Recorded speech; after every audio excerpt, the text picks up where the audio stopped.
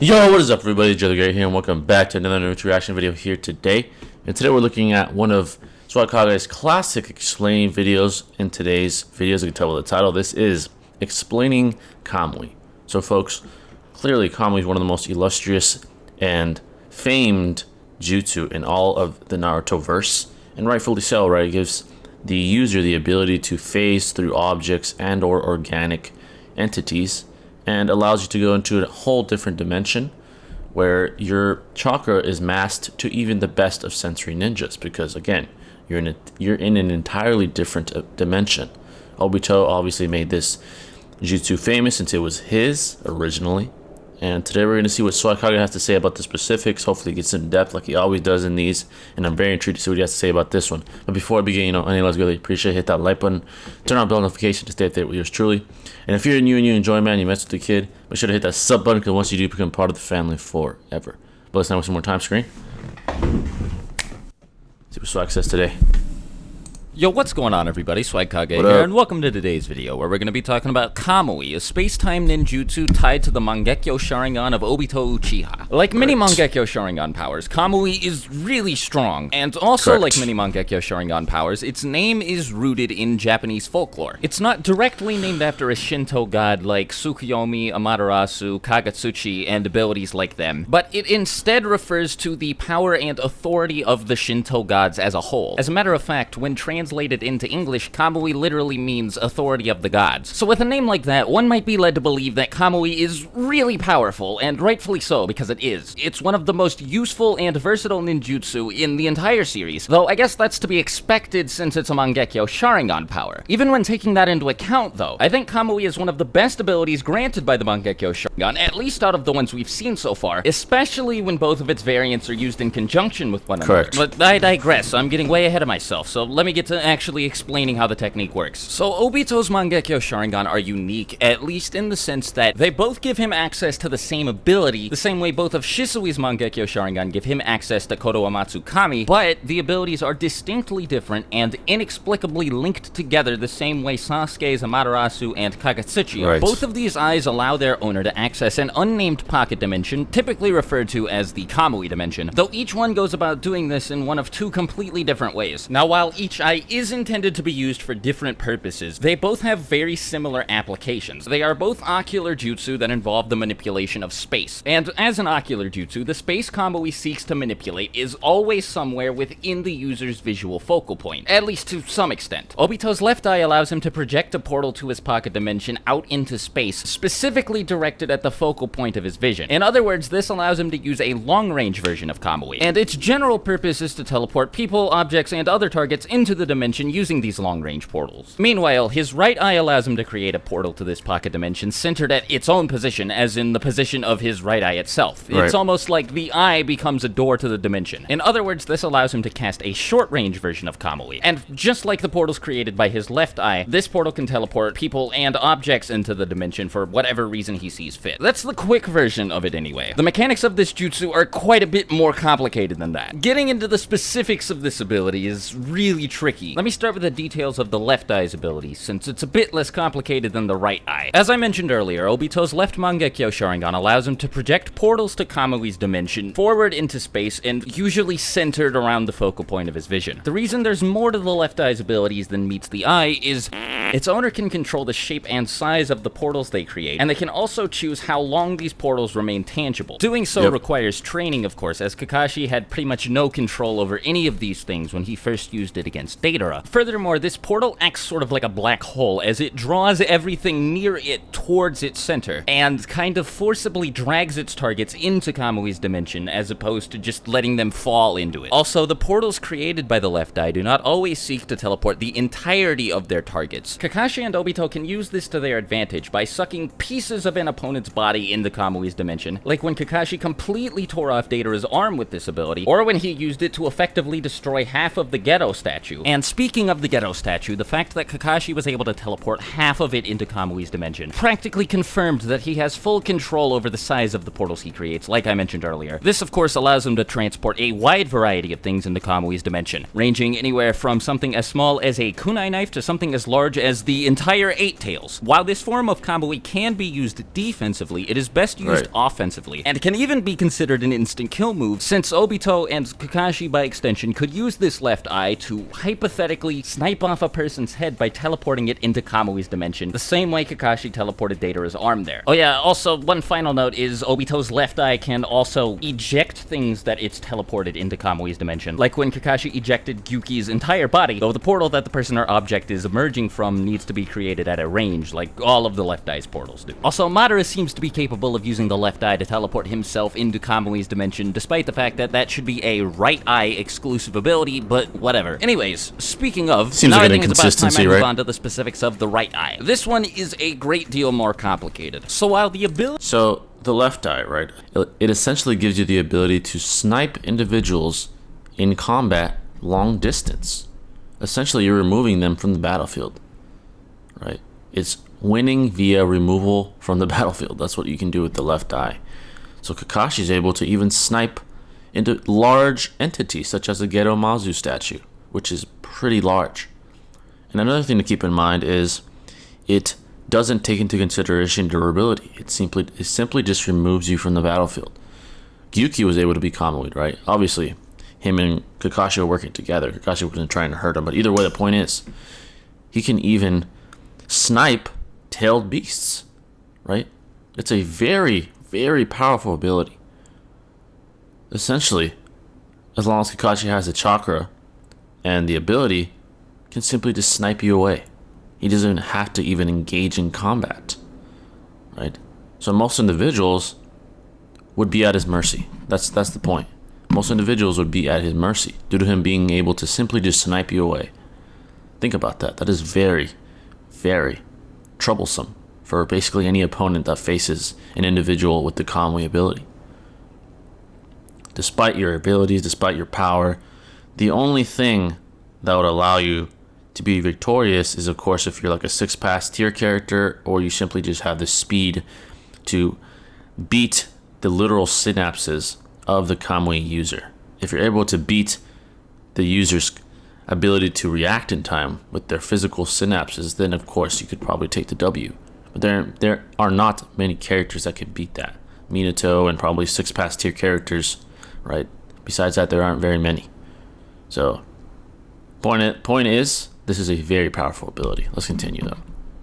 The abilities of the right eye might sound inferior to the abilities of the left on paper. This one arguably provides better abilities than the left does. Short-range teleportation might not seem as useful as long-range teleportation, but Obito can accomplish a whole bunch of really creative and unorthodox things with it. For starters, at least initially anyway, while Kakashi was unable to teleport himself into Kamui's dimension, Obito could. And while I guess that's not a huge advantage anymore now that Madara showed that it is possible to use the left eye to teleport oneself into Kamui's dimension, I do think it's worth keeping in mind because that might have been a plot hole. Regardless, even if the left eye is capable of teleporting its user into Kamui's dimension, it can't do so with the same level of finesse that the right eye can. Obito is capable of using his right eye to teleport pieces of his body into Kamui's dimension. But, unlike what happens when he teleports a piece of somebody else's body into Kamui's dimension with the left eye, when Obito teleports pieces of his own body, they will remain intact after he returns them. By storing pieces of himself in Kamui's dimension this way, he is able to make either parts of his body or his entire body, if he chooses to, intangible. Of course, intangibility allows Obito to phase through solid matter, which makes him practically invincible when Kamui is active. When using Kamui this way, Obito does have a few weaknesses, but they're pretty easy to cover, so doing any sort of damage to somebody with Obito's right Mangekyo Sharingan is borderline impossible. The first of these weaknesses is that he can only remain intangible for 5 minutes continuously. This isn't too much of a problem since there aren't a whole lot of situations where Obito will need to stay intangible for 5 minutes at a time. And more often than not, he can just phase through objects before materializing again and calling on the effects of Kamui when needed. But in rare instances, it is possible to use really excessive amounts of force to exploit this weakness, such as when Conan set up a literal ocean of paper bombs meant to detonate for 10 minutes straight. The second of these weaknesses is that Obito can only attack targets while he's materialized. Correct. Since he can switch between tangibility and intangibility very quickly, it's very hard to capitalize on this weakness. But for somebody incredibly fast, like the 3rd or 4th Raikage, or somebody with the Flying Thunder God technique like Minato Namikaze, it is possible to damage Obito during the split second that he is materialized. The last of these weaknesses is incredibly situational and practically non-existent as a result of that. When Obito and Kakashi fought in the 4th Great Ninja War, Kakashi discovered that their eyes were connected to the same time space, and also realized that while Obito stores parts of his body in the Kamui dimension, Kakashi can teleport weapons like kunai, or even entire people like Naruto to that dimension to damage Obito while he's there. This pretty much completely nullifies Obito's ability to phase through matter. But again, it's incredibly situational since it only applies when Obito is fighting Kakashi. Anyway, Obito's right eye does give him access to quite a few other abilities. For example, as he can do with his left eye, Obito can eject people and objects that he's teleported into Kamui's dimension with his right eye. Though in this case, it is done at close range, making this application quite a bit easier to use and quite a bit more versatile as well. It also seems to require less focus to do this with his right eye, though that may be due in part to the fact that the only person to ever do it with Obito's left eye was Kakashi, and Kakashi was using a transplanted Sharingan as a non-Uchiha, which comes with a whole lot of negative side effects, so I can't say for sure. Anyway, Obito can also very easily teleport both himself and other people into Kamui's dimension with his right eye, and can also choose to eject himself at any point in the outside world, allowing him to effectively teleport. He can teleport himself, other people, other objects, you name it. Though it is worth pointing out that if he's transporting something other than himself, he needs to be making direct contact with it. And it's also stated that it's impossible to trace his chakra or the chakra of anybody he's transporting with him when he teleports this way. Minato even says that this is a more potent space-time ninjutsu than the Flying Thunder God technique. And that's like the teleportation jutsu, so that's gotta mean something. Now, when both eyes are working in conjunction with one another, they're capable of some pretty crazy stuff. Not only are they capable of teleporting targets twice as fast when they're both focused on one thing at the same time, like as in fast enough to outspeed a truth-seeking orb, but additionally, somebody with both of Obito's Mangekyo Sharingan can create 2 portals to Kamui's dimension and connect them. These 2 portals can be further used in conjunction with another space-time ninjutsu, like Kaguya's Yomotsu Hirasaka ability. Obito was able to connect the portals created by his left eye with one of the portals Kaguya was creating to another one of her dimensions, and use the portal created by his right eye to teleport through that portal. It's a bit confusing to explain verbally, but if you read the fight with Kaguya, you'll see what I mean. Synchronizing with another space-time is very taxing on a user of Kamui, as it pretty much sapped Obito of all of the chakra he had left when he attempted to do it. And this brings me to Kamui's chakra cost, along with the risk of blindness associated with it. Obito's repeated use of Kamui has had no negative impact on his eyesight whatsoever. The only time his eyes have ever started to bleed were immediately after he first used Kamui in the battle against all of the Blood Mist ninja that he massacred, and when he used Kamui in synchronization with Yomotsu Hirasaka. That's it. Obito has never once shown any sign of blindness or impaired vision, and while Kakashi initially showed signs of fatigue after using Kamui, I mean, heck, he was stuck in the hospital for like an entire month after using Kamui on Datara a couple times. Through training, he was able to increase the amount of times he can use Kamui per day, though I'm not sure about the blindness. He did state during the war that he was getting close to going blind, though he used it way too many times for me to believe he shouldn't have been blind by that point already. He was given chakra from Kurama, so that might have had something to do with it, but I'm not entirely sure. A lot of people attribute Obito's resistance to the ill effects of his Mangekyo Sharingan to the fact that he has Hashirama cells, and I guess I can buy that. I'm not entirely sure why that would have an effect on how much chakra Kamui would cost, since Obito has never once said anything that implies that Kamui was about to cause him to run out of chakra. But I mean, whatever. Anyways, as for Kakashi, I cannot think of a similar justification because I know for a fact he does not have the cells of Hashirama Senju. But I mean, whatever. It doesn't matter. That sort of stuff is all really up in the air, and it's kind of up to headcanon, so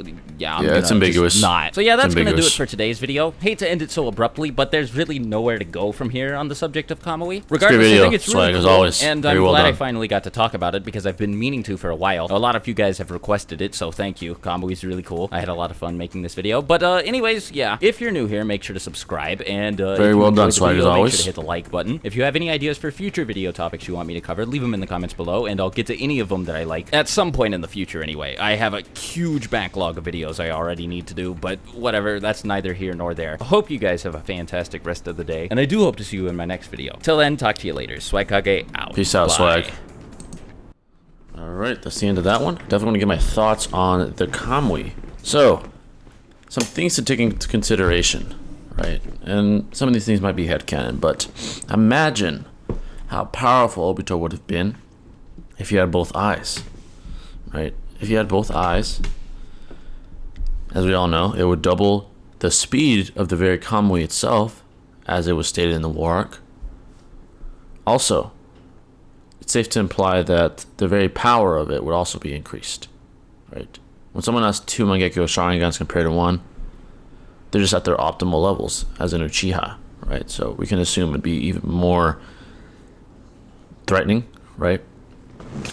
And think about it like this. This is a quite interesting scenario. What if Obito with both were to, right, make himself intangible and have someone else in the Kamui dimension to pop out at the same time? There would be so many strategies that you could be able to implement with both eyes in your eye sockets, right? And when it comes to the whole stamina thing, Swag's right, Obito never had any stamina issues with one eye.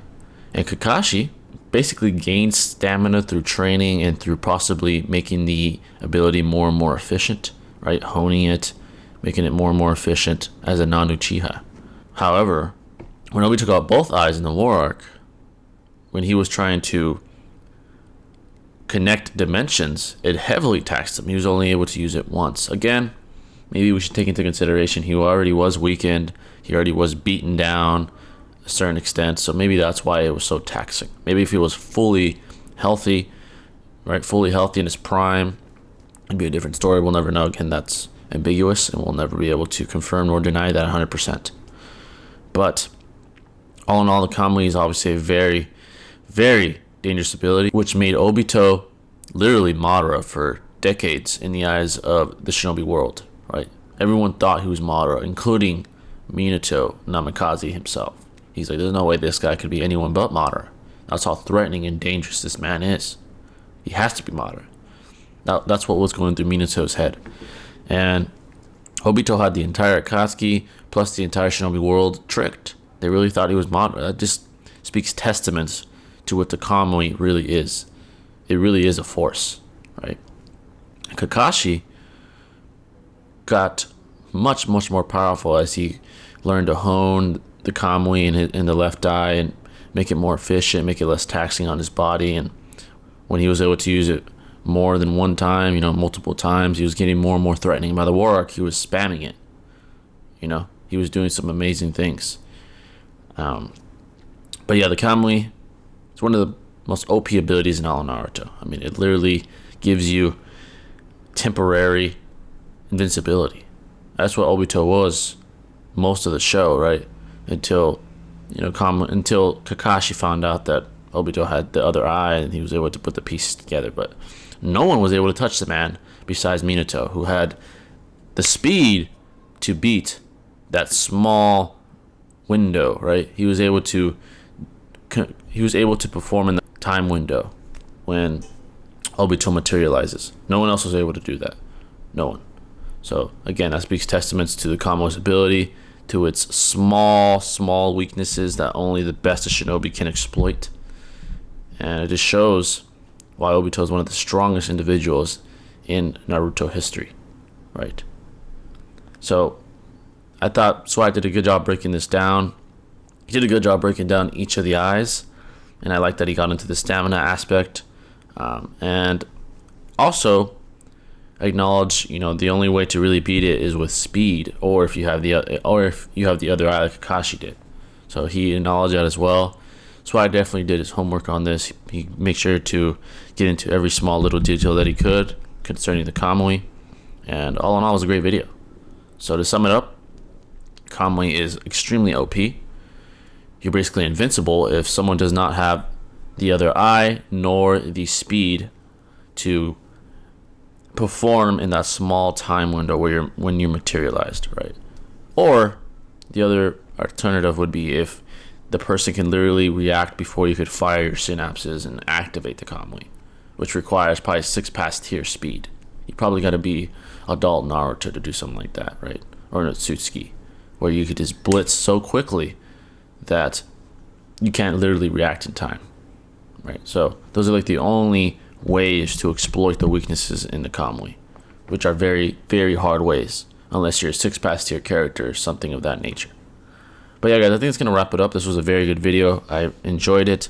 It's good to go down the history of the Naruto verse and see some of the most illustrious and famed jutsu in all the Naruto verse, in all the Naruto fandom. The Kamui is always discussed amongst the Naruto fandom. It's one of the most revered and respected and admired abilities, and rightfully so, as we could tell from this video and from everything that was said. But I think it's going to wrap it up, folks. If you have any recommendations, please let me know in the comments, and I'll catch you in the next video. This is Jilly signing out. Peace.